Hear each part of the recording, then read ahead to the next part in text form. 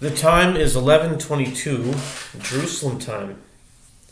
11:22 is a special time because it is in sync with the themes and the ways of Gematriona. Gematriona is a study that I've been developing over the years about synchronizing time and thought. And it has qualities of being recursive, and I think the word meta would apply. Self-referencing and recursive in that the same numbers apply in many different contexts and they line up. So for example, if 11:22 is the time right now, it's also 11:22 on the calendar. That would be a link, a gematrionic, what I would call a gematrionic link, because 11:22, today Shevat is the 11th month, and it's the 22nd day of the 11th month.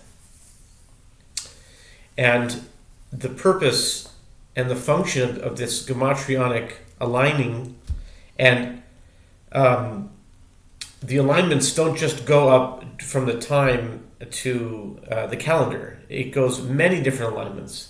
It could be like the address that I just came from was 1122 North this street, and then it was 1122 a.m. and it was 1122 on the calendar. 1122 was the amount on the invoice, and they all line up. The purpose of this is still experimental, but the general idea can go to something that people are talking about today called the singularity. It's things becoming gradually unifying, becoming one. So today is a special day on the Chabad calendar because it is the anniversary of the passing of the wife of the Lubavitcher Rebbe, the 7th Lubavitcher Rebbe, Rabbi Menachem Schneerson. And when I first came to New York in 1988, I was a young boy of about 9 and a half, and she had just passed away not long after, maybe 12 days after we got there. We got to about 2 weeks after we got there. I think she passed away. It was February 10th of 1988, was the 22nd day of Shevat. And we arrived in New York. When I say we, I mean me, my family, my brothers, and my mom. In New York, in Brooklyn, in a Hasidic community in 1988, Tavshin Mem Ches, so it's interesting that she passed away in Tavshin Mem Ches, okay, which is Tismach. It means if you write it out as a word, be happy, rejoice. But also there was a foundation that the Rebbe made on her behalf, which is her initials, which is the same initials. Chomesh is Chaya, Mushka, Schneerson. And the year that she passed away was Tavshin Mem Ches. So there's kind of a singularity there as well. And that's really my whole work in Gematria, is creating singularities, more and more connections that are obvious. That when you see them, they're just, it's not a matter of arguing, it's just, you kind of see it in front of you, mathematically, and that's really brings me to the work. I've referenced this in the past other Chabad videos I've made. It's a PL89 Gematriatic Quantum Thought Calendar, and I think this would be very interesting to the Chabad mind frame, because Chabad, Lubavitch, here's another Gematriatic connection that can demonstrate my point. Lubavitch, spelled in the way Lubavitch is spelled in Hebrew, like Lamed, Yud, two Vavs, and in the correct way, has a numerical value of 380. I have these worked out on my computer, so if you want to see the math, you can see, or you can just calculate yourself. Look at the classic way Lubavitch is spelled, is 380, and the word for number, mispar, equals 380. And there's a very specific connection there, and there's a reason why Lubavitch is number. If you listen to Lubavitchers, Chabad Hasidim, the way they talk, they're constantly talking about The Rebbe said this, and if you're Lubavitcher Chassid, you'll know exactly what I'm talking about. The Rebbe said this mimer in Tufshin in the Chafs, in the Lameds, in the Mems. The Rebbe said in this mimer, and this, they're always quoting the date, the mimer number, the sicha this of this year of this Rebbe. Of this, they're always going in a very orderly, numberly kind of a way. So it makes sense that Lubavitch is gematria number, and that's just one example. So that's why this gematriatic quantum thought calendar, I think, will be very understandable, because it deals with only numbers. And if you want to argue, it's not about opinions. There are no opinions here. It's only 1 plus 1, 2 plus 2, 4 plus 4. Okay. So, for example, today on this calendar, this is a calendar of the sun and the moon, which is based on Psalm 72, which was something about the Rebbe. I can't exactly say it 100% clearly now, but it had to do with the sun and the moon. Ima Shemesh Lifnei Yareach. George Rebbe, I think there's a song in Chabad, Yifre B'Yamav Tzadik, something like that. It's from Psalm 72. So this is also a calendar for the 72 names, the Shem Ayin Bet. But Shevat 22 will come out on this box, 27 right here. And February 9th will be 36. But it's very close in the year as it was in 1988, because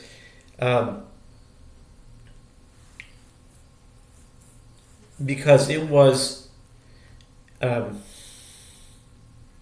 the 10th of February in 1988 that she passed away. But today's the 9th of February, so it's very close. And it's just a matter of, like, if there's a Malay or Chaser, if it's like, if Cheshvan has an extra day, 30 days or 29 days. But anyway, what's interesting is that on the PL 89 calendar, it's based on the sun and the moon. Per Psalm 72. I make a video on the PL 89, but I sing it as a song into the realm of the PL 89, into the realm of the higher time, into the realm of the Messiah time. And it's simple to sing the tune, match the sun up with the moon. That's one of the lines of the song. It is simple to sing the tune, match the sun up with the moon. Yaakov and Esav, Tikkun and Tohu. Those are two Chabad concepts. Tikkun and Tohu is the world of repairs, of mending something, of correcting something, rectifying. And Tohu is chaos, is the world of Esav. It's highlights that are way higher, and because they're such highlights, if they're not properly channeled, they can shatter things. And in this world, it translates to something evil, possibly, because that's why Esav is looked as a evil person, because he's so high that it's not going to be translated correctly in a world of sin. So the sin has to be corrected. But once the sin is corrected, this high light can go, like, imagine a rock star, the energy of, just to think about the Rolling Stones, for example, how much energy those guys had, 1960s, 70s, 80s, I mean, jumping around until who knows how. I mean, that's a lot of energy. That would be translate, like rock and roll would translate to the chaos. Now, in this world, it's going to be Esav. It's going to be on the side of darkness. But if that was used in holiness, it would go much, much, much higher than your nice, learning yeshiva boy who learns every day and does what's right, and he davens every exactly on time and learns everything. And if the rock and roll guy would go into learning Torah, he would make much more innovations and creations in Torah, much more. And this is the secret of, I believe, why Yitzchak liked Esav more. Do you think Yitzchak was a base person, that he actually liked Esav because Esav gave him food? No, that's not the real meaning. I don't think so. I think Yitzchak recognized the potential of Esav to take the service of God so high by being a rock star. The energy of Esav was the rock star. Was a rock and roll maniac, and so I think the point was made there. So anyway, the on the sun, it's February 9th. The box is 36 today, and on the moon, the 22nd day of Shevat is the 27th. It's box 27 here. Okay, so the process of the Pleiadian calendars, you add the sun and the moon, you add them together. So 27 and 36, of course, is 63. Now, why it's very interesting, I'm going to connect this to Rabbi Wolf in a minute. If any of you are familiar with Rabbi Reuven Wolf, he did not grow up in Chabad, but he became very enamored with Chabad, and he was completely taken in by the depth of the Chabad Hasidus, and the teachings and Chabad philosophy, and the messianism of Chabad. And he teaches until this day about Mashiach through the Chabad Hasidic way. And it was a way of bringing very deep Kabbalistic ideas, the depths, the secret, the inner dimensions of Torah, and integrating them with everyday life. And this is the innovation of Hasidim in the time of the Baal Shem Tov, and then after him in the times of Chabad, Lubavitch, and many of these teachings are bringing the Messiah very close on a daily basis by studying them. Like the Baal Shem Tov said, when he transcended, he went into a trance, and he went, according to his own letter, he met the Messiah, and the Messiah told him, he asked him, "When will you come?" Eimatai ka'ati mar. And this is in the famous letter, and Chabad Hasidim know this very well. The Messiah told him, when your teachings, when the teachings will go forth, from your well springs will spring forth all over the world, then the Messiah will come. And he's referring to the teaching of Hasidim, because Hasidim really brings the Mashiach teaching. And so that would explain why in the Hasidim they have an emphasis on Mashiach more than many other, let's say, standard Ashkenaz Jews, or like let's say yeshiva people or whatever. So anyway, getting back to the reason why I'm making this video, and it was at 11:22, is that it went to the Lubavitcher's wife. Now, it's very interesting that in Chabad they celebrate the yard site, the passing of the Rebbe's wife. That's not so common. I haven't seen it to be so common. Maybe in other Hasidim they do, but usually I haven't seen it that much. They're usually celebrating the Rebbe's themselves, but not the Rebbe's wife. So I thought this was fascinating, and it also correlated to around the time that we came to New York in 1988. So I'll read this is from the Chabad website. It's called A Brief Biography of the Rebbetzin Chaya Mushka. Her Russian name or whatever, Ukrainian, whatever, is Musia Schneerson. Okay, this is by Shmuel Marcus. Okay, all right. Rebbetzin Chaya Mushka Schneerson was born in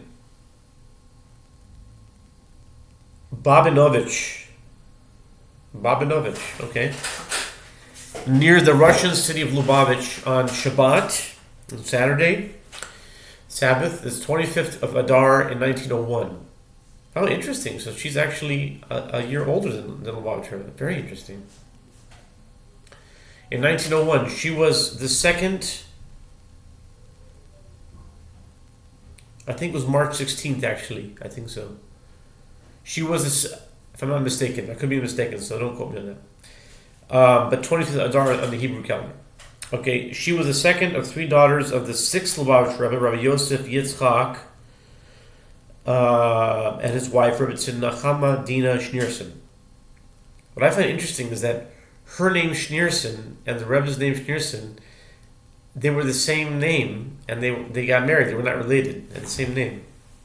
Interesting. When she was born, her grandfather, the fifth Lubavitch Rebbe, Shalom Dov Ber, was traveling abroad, and he telegraphed her father, Mazel Tov on the birth of your daughter. If she has not yet been named, she should be called Chaya Mushka, the name of the wife of the Tzemach Tzedek, the third Lubavitcher Rebbe. From her earliest years, the Rebbetzin absorbed the purity and holiness that surrounded her, both in the house of her grandfather and that of her father. Early years. In the autumn of 1915, during World War I, Chaya Mushka and her family fled Lubavitch and settled in Rostov. While in Rostov, Rabbi Shalom Dov Ber became ill, and 19-year-old Chaya Mushka affectionately cared for her grandfather, spending nights at his side. Before his passing in 1920, Rabbi Shalom Dov Ber blessed Chaya Mushka and left several Hasidic classics to her in his last will. Her early 20s saw the intensification of the communist war against the Jewish soul and the beginning of her father's heroic struggle. During those dark Soviet nights, Rabbi Yosef Yitzchak had his daughter Chaya Mushka at his side. Cognizant of her wisdom and strength, her father involved her in much of his work. Young Chaya Mushka was asked to secretly transport food and supplies to Rostov's underground yeshiva in the knowledge that she could be relied upon for her discerning judgment. Life became increasingly dangerous for the Jews of Rostov, and in the spring of 1924, her family moved to Leningrad, where Chaya Mushka's involvement continued. In a recently discovered document dated December 4th, 1924, her father wrote, I hereby empower citizen Chaya Musia Yosipovna, which means daughter of Yosef. I think Ovich is the son of, and Puvna is the daughter of. Okay, Yosipovna. Uvna, maybe it's Uvna. Yosipovna. Okay, Schneerson, residing at Machovaya, Street 1222, her apartment 10. Interesting, she passed away on February 10th. Okay, to receive monies on my behalf or documents that are addressed to me in all forms from the government bank and all of its branches and offices, and from other banks, government or communal, or from other organizations or private persons, or by telegraph. Rebbetzin Chaya Mushka was 23 years old at the time. The persecution was relentless, and in 1927, the notorious communist police came to arrest her father in their Leningrad home. Maintaining her composure, she brilliantly managed to alert the Rebbe, her husband-to-be, who was in the street calling out, Schneerson, guests have come to visit us. Understanding her message, the Rebbe was quickly able to notify others to take the necessary precaution and begin the international campaign for his release. Following his arrest and imprisonment in Leningrad, Rabbi Yosef Yitzchak was exiled to Kostroma. Upon his request, she was allowed to join him for the journey. On the 12th of Tammuz, she was the bearer of good news when she notified her family in Leningrad of her father's release. In the autumn of 1927, on the day after Simchat Torah, the Schneerson family left the Soviet Union and moved to Riga in Latvia. Before leaving Russia, Chaya Mushka was engaged to marry the Rebbe, Rabbi Menachem Mendel Schneerson. The actual marriage was delayed until 1928. It's very interesting because on the PL89, 1928 comes next to each other. So that's an interesting thing. When on the 14th day of Kislev, their marriage was celebrated in Warsaw, Poland. On the day preceding the wedding, thousands of Jews flocked to the railway station in Warsaw to welcome her father and his family. During the course of the day, a multitude of Hasidim hailing from all of Poland, Lithuania, and Russia arrived in the capital. At 8 o'clock that evening, in the presence of the students of the yeshiva Tomchei Temimim, her father celebrated the meal of the Chasen Mol. In the middle of the meal, her father delivered a mimer, a Hasidic discourse. Midnight came and went, and the meal was still in progress. Her father expressed his desire to rejoice with the yeshiva students, and they at once formed a circle, in the center of which he danced a good while. The next day, the 14th of Kislev, at 5 in the evening, the Kabbalat Panim began. Ushers were placed at the entrance of the yeshiva, and only guests with official invitations were allowed to enter. Thousands of people surrounded the building, and there simply wasn't enough room for them all. Hundreds of miles away, in Russia, in Dnepropetrovsk, which is actually Yekaterinoslav, another wedding celebration was taking place. The Rebbe's parents, Rabbi Levi Yitzchak and Rebbetzin Chana, unable to attend in person, organized a festive meal, and for bringing in their own house, to which hundreds of local Jews flocked. Wow, his own parents couldn't attend his wedding. Life is kind of bittersweet sometimes, huh? On the 14th day, on the 14th of Kislev, 5714, 25 years later, the Rebbe said to his Hasidim, "It was this day that bound me to you, and you to me." The war years following their wedding, the young couple lived in Berlin until 1933. When the Nazi regime took power in the spring of 1933, they fled to Paris. The Rebbetzin was known to have taken university courses while also assisting the Rebbe with his. In 1939, Germany triggered World War II by launching a Blitzkrieg lightning attack against Poland. Chaya, Mushka's father, aided by international intervention and spearheaded by Americans, managed to leave early in 1940, while Germany was still officially at peace with the United States. Rabbi Yosef Yitzchak and some family members miraculously arrived in the United States on the last boat to cross the Atlantic Ocean before the U-boat blockade began. Once in New York City, her father set in motion efforts to rescue his family from the impending cataclysm in Europe. In May 1940, France was invaded by German forces and surrendered within 4 weeks. A French puppet regime led by Marshal Philippe Pétain and Pierre Laval was established in Vichy, and the Rebbe and the Rebbetzin, like most Jews, fled to Nice in southern France, choosing to live under Pétain's government rather than direct Nazi occupation in Paris and the surrounding areas. In the course of their flight, there was a devastating bombardment as people ran in every direction. She noticed an explosive shell heading towards a man next to her.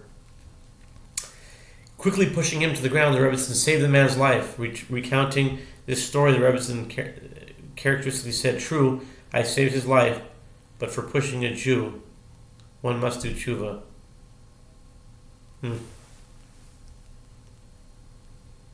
Escaping the Nazi onslaught in 1941, the Rebbe and the Rebbetzin boarded the Serpa Pinto and set sail from Marseille, France, via Lisbon, Portugal, for the United States of America on the 28th day of Sivan. Again, 28 is the corner number there. They arrived safely on the shores of America and took up residence in New York, where her father had settled in 1940. True, Chaya Mushka herself had escaped the Nazi claws, but she would not escape the nightmare of Europe. Her younger sister Shana and her husband Rabbi Nachum Mendel Horenstein were still trapped in Poland when the United States declared war on Japan in December 1941. All contact with them was lost. It was not until after the war that she and her family had learned for certain that the Horensteins had all perished in the gas chambers of Treblinka. The Rebbetzin is well known that in 1950, upon the passing of her father, Rabbi Yosef Yitzchak Schneerson, leadership of the worldwide Chabad Lubavitch movement, passed to Chaya Mushka's husband, Rabbi Menachem Mendel Schneerson of righteous memory. Less well known is the fact that despite the Rebbe's initial adamant refusal to accept the mantle, it was his wife, the Rebbetzin, who, notwithstanding the great personal sacrifice this would entail, finally prevailed upon him to accept the position. With all its public and private hardships, she was steadfast. It is simply unthinkable that father's 30 years of total self-sacrifice and accomplishment should, God forbid, come to naught. An erudite and wise woman, Rebbetzin Chaya Mushka carried the mantle of her revered and exalted position in a most humble and unpretentious fashion. All her life she fulfilled the ideal of the psalmist, the entire honor of the king's daughters within. When calling the Rebbe's office at 770 or calling a high school girl ill in her dormitory, she always referred to herself simply as Miss Schneerson from President's Mrs. Schneerson from President Street. A gentle and courteous to everyone, the Rebbetzin saw her role as one wholly devoted to the work of her husband. Even when she relayed advice to those seeking his guidance through her, she would repeat his wording with precision, making sure that it was understood exactly as the Rebbe intended. Her name, Chaya, means life. Mushka is an aromatic spice. Musia, maybe it's like myrrh, maybe? No. Okay, anyway, on the significant naming of a child, after the Rebbe once said, "We can demonstrate that her children are alive by taking a lesson from her conduct and conducting ourselves in her spirit in a manner of self-sacrifice." Maybe it's Musk? Elon Musk. Mushka. Is that possible? You never know. This is even more so when naming a child after her, training the child to follow her example. After all, this is the most basic aspect of her children are alive, so too is she alive. The Rebbetzin had no children of her own. Yet when a child visiting her at home asked, "Where are your children?" she answered that the Hasidim were her children. Thousands of little girls around the world proudly bear her name. It's true. After her passing around late 80, 88, that's when everyone started to be named Chaya Mushka. So probably most Chaya Mushkas now, the oldest ones are probably 37 right now. Because that's when it... Okay, anyway. I'm not saying there weren't others here and there, but the big influx of it, from what I've noticed. Anyway, her true greatness, the extraordinary respect that the Rebbe Kor, the Rebbetzin, gives us a glimpse of her true stature. Just one moment, I'll just put this on pause for a minute. Continuing, where were we? The extraordinary respect of the Rebbe Kor, the Rebbetzin, gives us a glimpse of her true stature. For although the Rebbetzin declined all public recognition, the Rebbe frequently referred to her with reverence. Once Lubavitch Women's organization sent her a bouquet of flowers together with a list of individuals for whom blessings were requested. Setting aside the flowers for the Rebbetzin, the secretary passed on the letter to the Rebbe, who, observing that it was addressed to his wife, asked his secretary to give it to her, saying, "She too is capable of giving blessings." The Rebbe once commented to a friend of the Rebbetzin, "You have a good lawyer at your side." This was evident during a crucial time in recent Lubavitch history, during the legal proceedings to establish the ownership of the books in the Lubavitch library. That's the Hay Tavis story.